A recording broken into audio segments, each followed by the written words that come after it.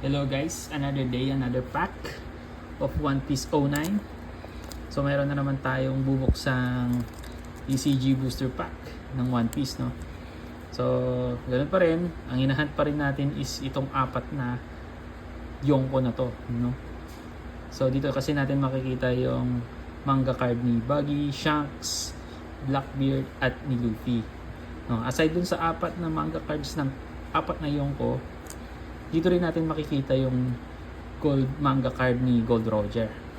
So yun yung pinakamahal dito sa booster pack na to.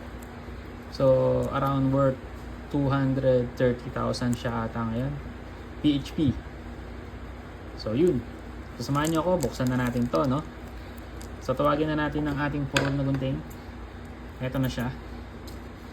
Tingnan natin, baka magupit natin yung card, sayang naman. There you go. Maayos na. Alam ko na yung technique eh. Paano siya bubuksan eh. Alright. Talikod muna natin. Here we go. Oop. Power niya sumilip. So yan. Ang layo ni Buggy.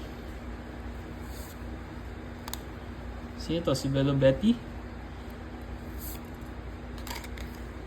An event card. Nung event to? Parang hindi ako familiar sa event na to ah. Hindi yung kalaban nila. Weird eh, no? Saan to? Sa laro ba to? 3D siya oh. Ayun nyo guys, 3D. Medyo kakaiba siya. Next, text card. Sino to? Si Brownbeard? Ah, Pinkbeard. Pink yung beard niya. So, di yan mahalaga. Uncommon Kuma. Alright. Si Kuma. Bartolomeo Kuma. No? Maganda yung story ni Kuma. So, malapit na yung lumabas sa anime. Kwento ni Kuma. Abangan natin. So, last pack. Last card. Silip mo na. Ooh, SR guys, nakikita nyo ba yan? SR. Sinong SR to? Uy, mukhang kilala ko na to. Koala. It's Koala guys. Wala pa rin, pero SR pa rin yan.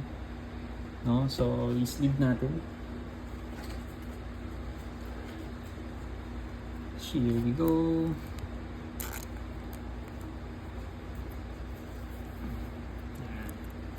So si Koala, SR Koala nakuha natin. Alright.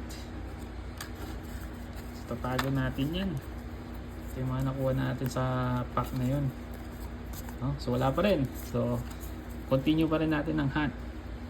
So if you like this kind of content, please do follow our page. Thank you!